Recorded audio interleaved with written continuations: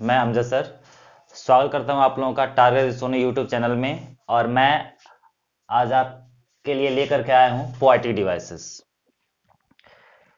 Poetic devices जो चाहे वो यूपी बोर्ड के बच्चे हों, चाहे सीबीएसई बोर्ड के बच्चे हों, और चाहे कॉम्पिटिटिव एग्जामिनेशन की तैयारी करने वाले बच्चे हों, क्लास 9th के लिए, 10th के लिए, 11th के लिए, 12th के लिए, और जो भी कंपटीशन लेवल के एग्जाम है इंग्लिश के, उन सभी में पोएटिक डिवाइसेस का प्रयोग किया जाता है। और बहुत ही आसान भाषा में मैं आपको समझाऊंगा। तो चलिए इसको स्टार्ट करते हैं। हमारा आज का हेडिंग है पोएटिक डिवाइसेस। पोएटिक डिवाइसेस को हिंदी में काव्य उपकरण कहा जाता है। क्योंकि ये हाई स्कूल के बोर्ड में जो एग्जाम में जब पूछा जाता है, लगभग ये कम से कम 3 या 4 मार्क्स का होता है। तो ये दोनों में आता है, चाहे वो यूपी बोर्ड का बच्चा हो, चाहे सीबीएसई बोर्ड का बच्चा हो, और चाहे कोई भी आप कंपटीशन लेवल की तैयारी करना है उसमें। तो जो हम पोएटिक डिवाइसेस पढ़ेंगे, पोएटिक डिवाइसेस को हिंदी में कहा जाता है काव्य उपकरण। सबसे पहले तो ये जान लेते हैं कि आखिर में ये काव्य उपकरण होते क्या है, पोएटिक डिवाइसेस होते क्या है। क्योंकि बच्चे इस चीज को समझ नहीं पाते हैं और जब एग्जाम में आता है तो कंफ्यूज होता है कि ये आया कहां से, ये क्या है। तो डेफिनेशन तो आप लोगों को इसका मायने नहीं रखता कि डेफिनेशन एग्जाम में आके लिखिए आप पोएटिक डिवाइस क्या होता है, ये नहीं, लेकिन आप पहले समझ लीजिए कि the term poetic devices refers to anything used by a poet including sounds, shapes, rhythms, phrases and words to enhance the literal meaning of their poem. This could mean using rhythm and sound to pull the reader into the world of the poem. इसका meaning बताने से पहले मैं आप लोगों को बताता हूं कि जिस तरह से एक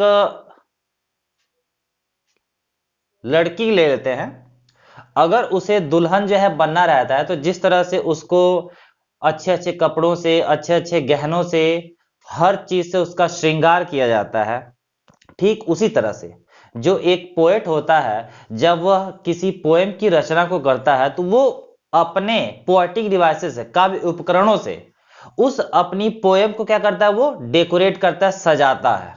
तो सीधा समझ लीजिए कि पोएटिक डिवाइसेस का प्रयोग एक कवि के द्वारा अपनी लिखी गई पोएम को सजाने के लिए किया जाता है, उसको सुंदर बनाने के लिए किया जाता है, या उसका आशय स्पष्ट करने के लिए। और वो इसलिए यूज करता है ताकि अगर कोई उनके पोएम को पढ़े तो बिल्कुल उस कविता की दुनिया में वो डूब जाए। सीधा समझ लीजिए। अब चलते हैं कि द टर्म पोएटिक डिवाइस, यानी ये जो शब्द है पोएटिक डिवाइस, यह किसी भी चीज को जो रिफर करता है जो पोएट यूज करता है। पोएटिक डिवाइस किसमें किसमें हो सकता है, तो देखिए, चाहे इंक्लूडिंग साउंड्स हो, आपका शेप्स हो, रिदम्स हो, फ्रेजेस हो and words to enhance the literal meaning of their poem, या ऐसा कोई भी शब्द हो जो एक कवि के द्वारा, एक पोएट के द्वारा लिखी गई जो पोएम है उसका आशय स्पष्ट करे, उसका प्रभाव एक रीडर के ऊपर, यानी जो भी विद्यार्थी या जो भी मतलब कि अन्य जो भी लोग भी हो, एक कवि के पोएम को यदि पढ़ रहे हैं तो उसका कॉन्सेप्ट पूरी तरह से समझ में आए। यानी बिल्कुल पोएटिक डिवाइसेस जो होते हैं वो किसी भी पोएट के पोएम को आकर्षित बना देते हैं, अट्रैक्टिव बना देते हैं। सबका मतलब यही है। अदर भाषा में आप कह सकते हैं, और इसमें कह रहा है कि this could mean using rhythm and sound to pull the reader into the world of the poem. यानी पोएटिक डिवाइसेस का प्रयोग जब पोएट करता है तो वो चाहता है कि जो रीडर उसकी पोएम को पढ़ रहा है वो बिल्कुल कविता की दुनिया में वो खो जाए। अन्य भाषा में कह सकते हैं कि literary devices are techniques that writers use to express their ideas and enhance their writings. यानी जो भी कवि होते हैं वो लिटरेरी डिवाइसेस का यूज करते हैं जिससे उनके जो आइडियाज हैं, मतलब वो क्या सोच करके पोएम को लिखे हैं और किस अपनी सोच को, कौन सी फीलिंग्स को दिखाना चाहते हैं, उसी के लिए वे लोग पोएटिक डिवाइसेस का प्रयोग करते हैं। जिसमें आप लोगों का राइमिंग वर्ड्स आ जाता है, राइमिंग स्कीम आता है, बहुत सारे पोएटिक डिवाइस होते हैं। तो मैं आप लोगों को बता देना चाहता हूं कि पोएटिक डिवाइसेस की संख्या लगभग तो बहुत ज्यादा होती है, लगभग 100 से भी ऊपर होता है। लेकिन हमें उन सारे पोएटिक डिवाइसेस का अध्ययन नहीं करना है, उसमें कुछ चुनिंदा वर्ड्स हैं, कुछ चुनिंदा जो है पोएटिक डिवाइसेस हैं जो कि सभी के लिए बहुत ही इंपॉर्टेंट है, हम केवल उन्हीं को देखेंगे। और ये जो मैं वीडियो बना रहा हूँ पोएटिक डिवाइसेस का, इसको मैं 2 पार्ट्स में जो है बनाऊंगा। आज हम लोग जो है कुछ पोएटिक डिवाइसेस देख लेंगे। जैसे टोटल आप लोगों को मिनिमम जो है कम से कम 25 या 30 पोएटिक डिवाइसेस आपको आना चाहिए जो रेगुलर यूज में होते हैं। आज मैं आप लोगों को लगभग जो है 10 पोएटिक डिवाइस बता देता हूँ, बाकी पोएटिक डिवाइस में आप लोगों को इसके नेक्स्ट पार्ट में बताऊंगा। तो चलिए मैं शुरू करता हूँ कि कौन कौन से पोएटिक डिवाइस होता है। आप लोगों को समझ में आ गया कि बस इसका यूज जो है पोएट जो है अपने पोएम को अट्रैक्टिव बनाने के लिए करता है।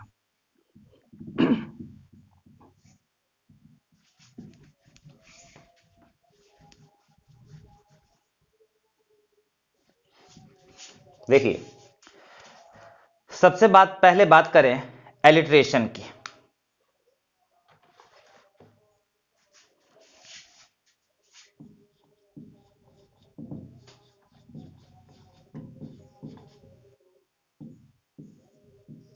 एलिट्रेशन, ये एलिट्रेशन क्या है, इसको पहले मैं इसका डेफिनेशन राइट कर देता हूं कि alliteration is the repetition of same sound at the beginning of two or more than two close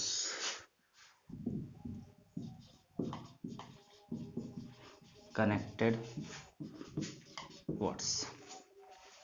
देखिए कि alliteration is the repetition of same sound at the beginning of two or more than two close connected words. इसका मतलब क्या कि alliteration उस poetic device को कहते हैं अगर दो या दो से अधिक शब्द जिनका स्टार्टिंग का जो साउंड है वो एक जैसा मैच कर गया तो वहां पे तुरंत आप लोग बोलेंगे कि वहां पे एलिट्रेशन का प्रयोग किया गया है। जैसे एग्जाम्पल से मैं आप लोगों का डाउट क्लियर करना चाहूंगा। एग्जाम्पल ले लेते हैं कि फास्ट एंड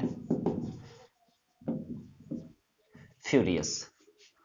पोएटिक डिवाइसेस में आप लोगों को एक ध्यान देना है कि भले ही जो पोएम में वर्ड्स दिए होंगे उसका आपको हिंदी मीनिंग पता हो चाहे ना पता हो, या इंग्लिश में भी आपको उस वर्ड के बारे में जानकारी हो चाहे ना जानकारी हो, उससे आपको कोई लेना नहीं है। बस आपको ये देखना है कि दो या दो से जो अधिक वर्ड्स होंगे उनका जो स्टार्टिंग साउंड होगा वो एक जैसा होना चाहिए।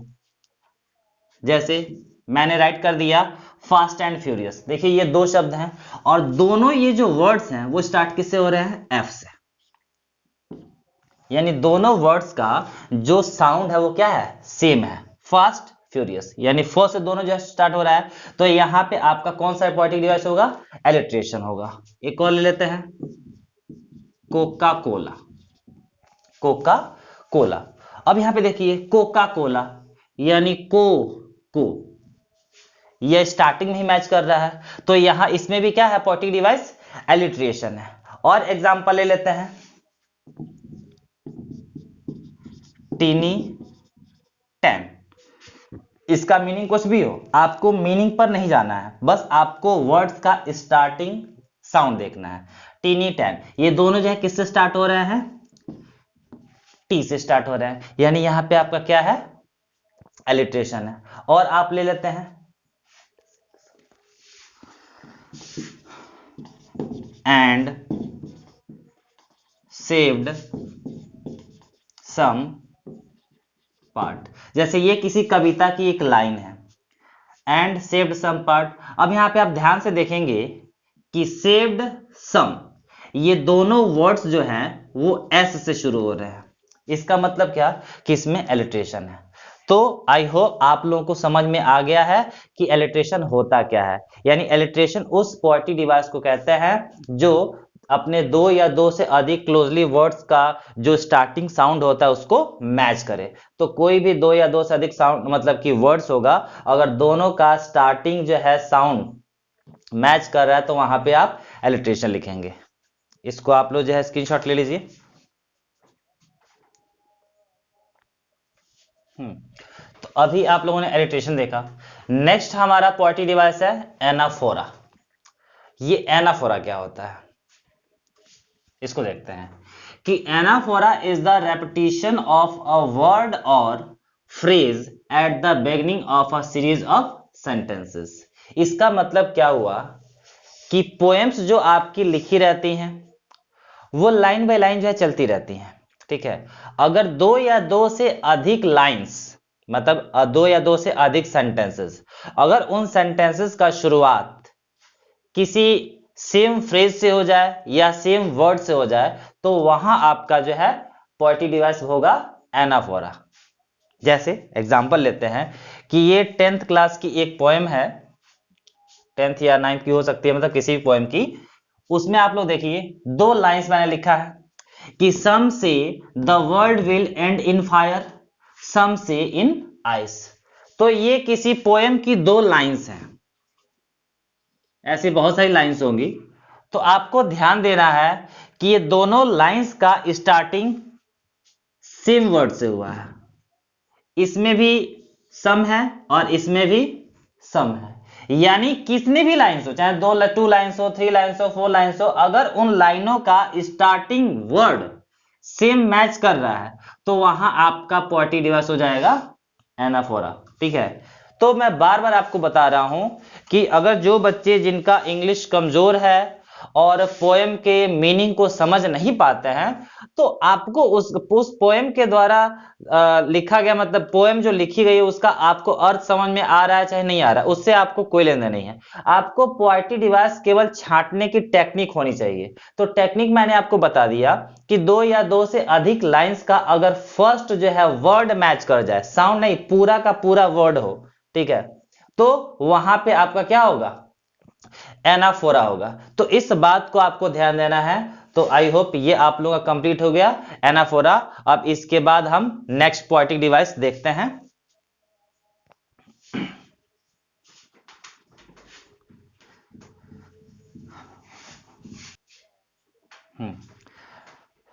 अब नेक्स्ट हमारा एनाफोरा हम लोगों ने देख लिया। एनाफोरा के बाद अब हम लोग आते हैं सिमली पे। एक हम लोग देखते हैं सिमली और एक देखते हैं मेटाफर। चूंकि ये दोनों लगभग एक ही जैसे होते हैं इसीलिए मैंने इसको एक साथ राइट कर दिया है। पहले इसको समझते हैं कि सिमली ये है क्या। सिमली में होता क्या है कि in simile comparison is made between two things of different kinds and words for comparison like as it see are used. Simile में क्या होता है कि इसमें एक कंपैरिजन किया जाता है, मतलब तुलना किया जाता है दो अलग अलग प्रकार की वस्तुओं के बीच में, ठीक है।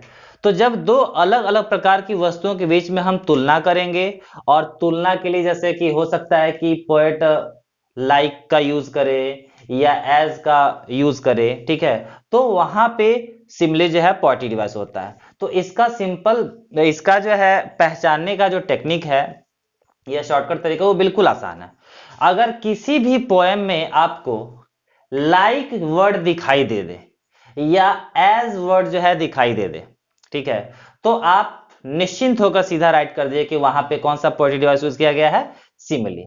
जैसे एग्जांपल लिया जाए कि has it feathers like a bird, यानी has it feathers like a bird, यानी क्या उसके पास जो फीदर्स है एक वर्ड के जैसे, यानी उसके पास जो फीदर्स है वो उसकी तुलना की जा रही है वर्ड्स के फीदर से। अब यहां पे लाइक वर्ड का यूज किया गया है, यानी यहां पे कौन सा पोएटिक डिवाइस है आपका, सिमली है। सेकंड देखते हैं कि pale as a late winter's moon. Pale मतलब होता है जो हमारे दुखी होने पर या गुस्सा होने पर या चिंता होने पर जो हमारे शरीर पे जो पीलापन छा जाता है उसको जो है पैल बोला जाता है। Pale as a late winter's moon, यानी जो विंटर्स मून होता है तो उसमें जो बहुत ही काफी जो है धुंधला हो जाता है या पीलापन दिखाई देता है, तो उस पीलेपन की तुलना जो है लेट विंटर्स मून से की गई है। तो मान लेते हैं कि आपको इसमें से कुछ समझ में नहीं आ रहा कि इसका अर्थ क्या होगा, तो अगर आ रहा है तो ठीक है, नहीं आ रहा तो कोई बात नहीं है। आपको केवल ये ध्यान देना है कि किसी भी लाइन में अगर एज या लाइक दिखाई दे रहा है तो वहां पे आपका पोएटिक डिवाइस सिमिली होगा। यहां पर ध्यान दीजिए एज का प्रयोग किया गया है। बस लाइक मिल जाए या एज मिल जाए वहां पे आप बता दीजिए कि इसमें जो है पोएटिक डिवाइस कौन सा है, सिमिली है। यही जो है छोटा टेक्निक, यानी किसी भी लाइन में आपको ध्यान दे देता है कहीं लाइक तो नहीं है या कहीं एज तो नहीं है, जहां पर दिख जाए वहां पर आप राइट कर दीजिए कि वो क्या है, सिमिली है। इसी तरह से बात करते हैं मेटाफर की। तो जिस तरह से हमने लिखा कि सिमिली में कि in simile a comparison is made between two things of different kinds, उसी तरह से in metaphor a comparison is made between two things of different kinds. अब तो आप कहेंगे सर दोनों में तो कोई डिफरेंस ही नहीं है। सही बात है, दोनों में कोई डिफरेंस नहीं है, इसका भी डेफिनेशन सेम है, इसका भी डेफिनेशन सेम है, लेकिन एक बात का अंतर है, इसमें जो कंपैरिजन किया जाएगा उसमें कंपैरिजन के लिए लाइक और एज का प्रयोग नहीं किया जाएगा। सिमिली में, सॉरी सिमिली में किया जाता है, और मेटाफर में लाइक और एज का प्रयोग जो है नहीं किया जाएगा, बल्कि डायरेक्ट कंपैरिजन किया जाएगा। यहां पे देखिए कि in metaphor a comparison is made between two things are different kinds, no word is used for comparison, यानी कंपैरिजन करने के लिए किसी वर्ड का यूज नहीं किया जाता। जैसे टाइम इज मनी, डायरेक्ट कहा जा रहा है कि टाइम इज मनी, समय क्या है, पैसा है, डायरेक्ट, यानी टाइम को मनी बोल दिया गया। दोनों अलग अलग प्रकार की चीजें हैं तो तुलना कर दिया गया, और तुलना करने के लिए ना लाइक का यूज किया गया ना एज का यूज किया गया, डायरेक्ट बोला जा रहा है कि टाइम इज मनी। एक और एग्जांपल है, लाइफ इज अ ड्रीम, जीवन जो है एक स्वप्न है। अब लाइफ को बोला जाए कि लाइफ क्या है, ड्रीम है, डायरेक्ट कंपैरिजन किया जा रहा है। यानी दोनों में अब तो आप डिफरेंस समझ ही गए हैं कि सिमिली और मेटाफर दोनों में कंपैरिजन किया जाता है, परंतु सिमिली में कंपैरिजन करने के लिए लाइक और एज वर्ड का यूज किया जाता है, बट मेटाफर में डायरेक्ट कंपैरिजन किया जाता है। तो ये आप लोगों को समझ में आ गया। एक मैं इसी को थोड़ा सा एग्जाम्पल को आप लोगों को चेंज करता हूं। जैसे देखिए यहां पे मैंने लिखा है कि life is a dream, life is a dream, और मैं यहां राइट कर देता हूं life is like a dream. अब ध्यान दीजिए यहां पे life is a dream, life is like a dream, direct कहा जा रहा है कि लाइफ इज अ ड्रीम, यानी लाइफ की तुलना की जा रही है ड्रीम से। यहां पे आपका क्या है, मेटाफर है, क्योंकि कोई भी कंपैरिजन के लिए वर्ड्स यूज नहीं किया गया। और इसी सेंटेंस को मैंने ऐसे लिखा कि life is like a dream, मतलब जीवन जो है स्वप्न के जैसे है। यहां पे हमें कंपैरिजन कर रहा है, लेकिन कंपैरिजन के लिए लाइक वर्ड का यूज कर दिए, तो इसमें आप क्या कहेंगे, सिमिली है इसमें, ठीक है। और ऊपर वाले में क्या है, मेटाफर है। तो प्यारे बच्चों यही जो है डिफरेंस है कि सिमिली मेटाफर में, कि दोनों के बीच में कंपैरिजन तो किया जाता है, लेकिन सिमिली में लाइक एज का प्रयोग कर दिया जाता है, और मेटाफर में डायरेक्ट जो है कंपैरिजन किया जाता है। अब हम लोग देखते हैं नेक्स्ट जो है पोएटिक डिवाइस के बारे में। नेक्स्ट है हमारा फिफ्थ एसोनेंस और सिक्स्थ कॉन्सोनेंस। इसको समझते हैं क्या है। दोस्तों आप लोग तो जानते होंगे कि जो इंग्लिश अल्फाबेट है तो वो उनके जो लेटर्स हैं वो दो प्रकार के होते हैं, एक होता है वावेल और एक होता है कॉन्सोनेंट्स। वावेल कितने होते हैं, तो 5 होते हैं, जैसे कि ए ई आई ओ यू, और इनको छोड़ करके बाकी जो लेटर्स बचे उनको हम कॉन्सोनेंट बोलते हैं। तो एसोनेंस करता क्या है कि assonance is the repetition of vowel sounds in one or more words found close together, यानी कि पांचों वावेल्स में से ए ई आई ओ यू कोई भी वावेल साउंड, चाहे वो वर्ड्स के स्टार्टिंग में, बीच में, लास्ट में, कहीं भी अगर वो बार बार रिपीट हो रहा है तो इसका मतलब क्या कहेंगे कि उसमें जो है पोएटिक डिवाइस एसोनेंस है। समझ में आ गया आप लोगों को। शुरू में मैंने आप लोगों को एलिट्रेशन बताया था, तो एलिट्रेशन में क्या था, वर्ड्स के स्टार्टिंग में देखना था, चाहे वो आप लोगों का कॉन्सोनेंट हो और चाहे वावेल हो, उससे कोई लेना नहीं था, बस केवल वर्ड्स का स्टार्टिंग साउंड मिल जाए तो उसमें एलिट्रेशन था। लेकिन इसमें क्या करना है आपको, केवल वावेल साउंड ही रिपीट होना चाहिए, स्टार्टिंग में भी हो सकता है, बीच में भी हो सकता है, लास्ट में भी हो सकता है। जैसे एग्जांपल से देखते हैं, शूक डाउन ऑन मी, मैंने ये एक पोएम की लाइन है, शूक डाउन ऑन मी। इसमें 4 वर्ड्स हैं। 4 वर्ड्स में यदि आप देखें तो इसमें क्या है आपका, ओ आया है, यहां भी ओ आया है, यहां भी ओ आया है, यहां भी ओ आया है, यानी ये ओ बार बार आ रहा है। और ओ है क्या, वावेल साउंड है। इसका मतलब इस लाइन में आपका पोएटिक डिवाइस है एसोनेंस। समझ में आ गया। एक और लाइन देखते हैं, he stalks in his vivid stripes. अब ध्यान से देखिए कि इसमें से इंग्लिश अल्फाबेट का कौन सा वावेल साउंड बार बार रिपीट हो रहा है। इसमें ध्यान देंगे तो इन में क्या लगा हुआ है, आई।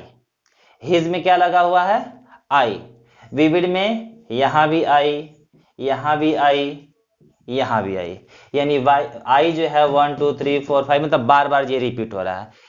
एसोनेंस होने के लिए कम से कम 3 वर्ड्स में वावेल साउंड रिपीट होना चाहिए, चाहे वो स्टार्टिंग में हो, बीच में हो, लास्ट में हो, कहीं भी हो।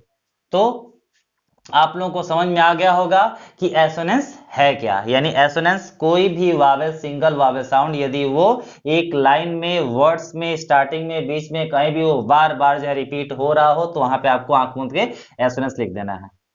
इसमें भी आप लोगों ने देखा कि लाइन का आपको मीनिंग पता हो चाहे ना पता हो, उससे भी कोई लेना देना आप लोगों को नहीं है। जानते हैं तो अच्छी बात है, नहीं जानते हैं तो आप बस देखिएगा कि कौन सा वावेल साउंड बार बार रिपीट हो रहा है, वहां आपको एसोनेंस लिख देना है। फिर आते हैं कॉन्सोनेंट्स पे। ये ठीक उसके उल्टा है। जैसे मैंने आप लोगों को बताया कि लेटर्स जो है वावेल होता है और कॉन्सोनेंट होता है, तो वही कॉन्सोनेंट्स है मतलब। तो कॉन्सोनेंट से कॉन्सोनेंट्स बना है। ये क्या है कि consonance is the repetition of consonant sounds. ये क्या था, assonance is the repetition of Wavell sound. इसमें यानी वावेल साउंड बार बार रिपीट हो रहा होगा और इसमें क्या होगा, कॉन्सोनेंट साउंड बार बार रिपीट होगा। ये कैसे, कि जैसे टॉस द ग्लास बॉस। अब इसमें ध्यान देंगे कि कौन सा ऐसा आपका कॉन्सोनेंट लेटर है जो बार बार रिपीट हो रहा है। तो ध्यान दीजिए, S S, S S, S S. और आप देखेंगे कि ये कॉन्सोनेंट जो है लेटर है, ठीक है। तो जब कॉन्सोनेंट लेटर थे यानी इसमें कौन सा पोएटिक डिवाइस है आपका, कॉन्सोनेंस है। इसका मीनिंग पता चले चाहे ना पता चले, ठीक है। आपको बस देख लेना है कि कौन सा, क्या कोई कॉन्सोनेंट लेटर तो बार बार नहीं आ रहा है तो उसमें आपका कॉन्सोनेंस हो जाएगा। एक और एग्जांपल मैंने लिखा है, I will crawl away with the ball. हम यहाँ पे ध्यान दीजिए, इसमें ध्यान दीजिए कि आप खुद सोचिए कि कौन सा लेटर बार बार रिपीट हो रहा है। ध्यान दीजिए, विल किससे स्टार्ट हो रहा है, डब्ल्यू से। क्रॉल में क्या है, डब्ल्यू। वे में क्या है, डब्ल्यू। विथ में क्या है, डब्ल्यू। अब मैं आपको बताया, आपको आगे बीच में पीछे मतलब कहीं भी हो, वो स्टार्टिंग से मतलब नहीं है, वो कहीं भी हो, ठीक है। तो ये बार बार रिपीट हो रहा है, यानी इसमें क्या, और ये डब्ल्यू है क्या आपका कॉन्सोनेंट है, तो कॉन्सोनेंट इसीलिए इसमें कौन सा पोएटिक डिवाइस है, कॉन्सोनेंस है।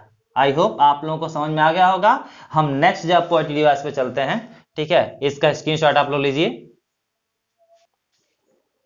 देखिए बच्चों, नेक्स्ट है हमारा पोएटिक डिवाइस इंजैबमेंट। इंजैबमेंट क्या होता है, अगर कोई पोएटिक डिवाइस में सबसे आसान पोएटिक डिवाइस है तो ये इंजैबमेंट है। क्या होता है ये, enjambment is a poetic term for the continuation of a sentence or phrase from one line of poetry to the next. आप लोग देखते होंगे कि पोएम जब लिखा जाता है तो पोएम्स की जो लाइनें होती हैं, अगर पोएम्स की लाइनों के लास्ट में किसी प्रकार का कॉमा या फुल स्टॉप नहीं यूज किया गया है, यानी वही लाइन अगले लाइन में कंटिन्यू रहती है, तो वहां पे आपका पोएटिक डिवाइस इंजॉयमेंट होगा। यानी इंजॉयमेंट में भी आपको पोएम का मीनिंग समझने में कोई हेल्पफुल मतलब नहीं है। आपको मीनिंग समझ में आ रहा है तो भी ठीक, नहीं समझ में आ रहा है तो भी ठीक। जिस तरह से देखिए, मैंने एक पोएम की 2 लाइनें ली हैं, the way a crow shook down on me. 2 लाइनें मैंने लिया और इस लाइन के लास्ट में किसी प्रकार का कोई भी मार्क्स यूज नहीं किया गया है, यानी कॉमा हो चाहे फुल स्टॉप हो, सेमीकोलन हो, कुछ भी हो, कोई भी जो है मार्क्स यूज नहीं किया गया है। इसका मतलब क्या कि इसमें आपका इंजॉयमेंट है। तो इंजॉयमेंट देखने के लिए आप लाइन के सबसे लास्ट में देखेंगे। जैसे मान लीजिए कि 1 2 3 4 4 जो है किसी पोएम की ये 4 जो है लाइंस हैं, यहाँ पे आपका कॉमा लग गया है, यहाँ पे आपका फुल स्टॉप लग गया है, ठीक है। अब इसमें आपका नहीं लगा, यहाँ फुल स्टॉप लग गया है, तो देखिए इसमें इंजॉयमेंट होगा नहीं क्योंकि कॉमा लग गया, इससे फुल स्टॉप लग गया, लेकिन ये लाइन जो है इसमें कुछ नहीं लगा हुआ है, यानी यहाँ पे आपका कौन सा पॉजिटिव डिवाइस हो जाएगा, इंजॉयमेंट। यानी इसमें आपको वर्ड्स के मीनिंग देखने की कोई जरूरत नहीं है। कोई भी पोएम दिया गया है तो पोएम के बिल्कुल लाइन के लास्ट में देखिए कि कोई क्या किसी प्रकार का कोई कॉमा फुल स्टॉप सेमीकोलन कुछ लगा हुआ है कि नहीं लगा हुआ। अगर लाइन बिल्कुल खाली है इसका मतलब वहां पे पोएटिव डिवाइस इंजॉयमेंट है। अगर मान लीजिए कि ये 4 लाइंस है, यहाँ पर भी कुछ नहीं लगा, यहाँ पर भी कुछ नहीं लगा, यहाँ पे भी कुछ नहीं लगा, डायरेक्ट जो है नीचे लगा हुआ, यानी इंजॉयमेंट सारी लाइन में है, ठीक है। तो वहां पे वो लाइन क्या है, कंटिन्यूस है। तो वही कह रहा है कि enjambment is a poetic term for the continuation of a sentence or phrase from one line of poetry to the next. मतलब किसी भी पोएम का ये एक लाइन है, अगर वो नेक्स्ट में कंटिन्यू रहती है तो वहां पे पोएट्री डिवाइस इंजॉयमेंट होता है। आई होप आप लोगों को समझ में आ गया। नेक्स्ट चलते हैं हाइपरबोल, ठीक है। अब इसका तो नाम ही सुन के लग रहा है हाइपरबोल, मतलब बहुत ज्यादा बहुत बड़ी बात, ठीक है। तो हाइपरबोल का बहुत ही छोटा सा डेफिनेशन है, इट इज एन एग्जैगरेशन। मतलब एग्जैगरेशन का मतलब होता है अतिशयोक्ति, मतलब ऐसी बात कि कहने में तो मतलब कि ठीक लगे लेकिन उसको आदमी कर ना पाए, उतना कर ना पाए। मतलब छोड़, जैसे बोला जाता है कि छोटा में बड़ी बात, मतलब एक हम बात कोई बोले जो है और बिल्कुल उसको बढ़ा चढ़ा के बता रहे हैं, कोई छोटा सा घटना हो उसको बिल्कुल बढ़ा चढ़ा के बोले तो वहां पे क्या होता है, हाइपरबोल होता है। एग्जाम्पल लेते हैं, I am so tired that I could sleep for a week. मतलब मैं इतना थका हुआ हूं कि मैं जो है एक सप्ताह जो है सो सकता हूं। अब भाई ये कौन सी बात हुई, आदमी कितना भी थका हुआ होगा तो 6 घंटे की नींद लेगा, 8 घंटे की नींद लेगा या 10 घंटे की नींद लेगा या एक दिन ले लेते हैं, भाई एक सप्ताह आदमी कैसे सोएगा। तो वही बोला जा रहा है, छोटी सी बात है, भी थके हुए हैं तो थके हुए हैं, आप रेस्ट कर लीजिए, 6 घंटा ले लीजिए, 10 घंटा ले लीजिए, अब एक हफ्ते आप सोएंगे, ये कौन सी बात हुई। एक और एग्जांपल लेते हैं, reverse of blood flawed in the battlefield. मतलब कि युद्ध के मैदान में खून की नदियां बहा दी गई। कितना खून किया गया कि उसकी पूरी नदी बहने लगी। हो सकता है ऐसा, कभी नहीं हो सकता। अब कितने जो है दुश्मनों के सिर काटे जाएंगे तो भाई इतना खून तो गिरेगा नहीं कि नदी जो है बहने लग जाएगी। तो वही चीज है कि किसी छोटी सी बात को बहुत बढ़ा चढ़ा करके दिखाना क्या कहलाता है, हाइपरबोल कहलाता है। छोटा सा ट्रिक है, इट इज एन एग्जैगरेशन। मतलब अब इसको पता करने के लिए आपको पोएम की लाइन का कुछ तो ज्ञान होना चाहिए। यानी अगर आप समझ जाते हैं तब तो ठीक है, अगर नहीं उसका मीनिंग समझ में आया तो इसको आपको पहचानने में प्रॉब्लम होगा। लेकिन इसके पीछे मैंने जो पोएटिक डिवाइस पढ़ाया, इंजॉयमेंट पढ़ाया, तो उसमें आपको मीनिंग से कोई लेना देना नहीं है। बस केवल लाइन के लास्ट में देखना है कि फुल स्टॉप कॉमा कुछ लगा है कि नहीं है। अगर लगा हुआ है तो इंजॉयमेंट नहीं है, अगर लाइन बिल्कुल खाली है तो इंजॉयमेंट है। लेकिन हाइपरबोल में आपको ध्यान देना पड़ेगा। तो इसमें आप लोगों को मीनिंग समझने की जरूरत है। यानी किसी हाइपरबोल में होता क्या है कि ये एक अतिशयोक्ति है, किसी भी छोटी सी बात को बहुत बढ़ा चढ़ाकर जो है बोल दिया जाता है, ठीक है। नेक्स्ट बताते हैं आप लोगों को। हाँ तो बच्चों नेक्स्ट जो है हमारा पोएटिक डिवाइस है रेपिटिशन। अब रेपिटिशन जो शब्द आया है तो ये रिपीट से बना है, और रिपीट का मतलब आप लोगों को पता है, दोहराना, बार बार आना। मतलब कि when two or more than two words are repeated in a line there is repetition। यानी जब दो या दो से अधिक शब्द एक ही लाइन में अगर वो बार बार रिपीट हो रहे हो तो उसमें पोएटिक डिवाइस होता है रेपिटेशन। यानी इसमें भी आपको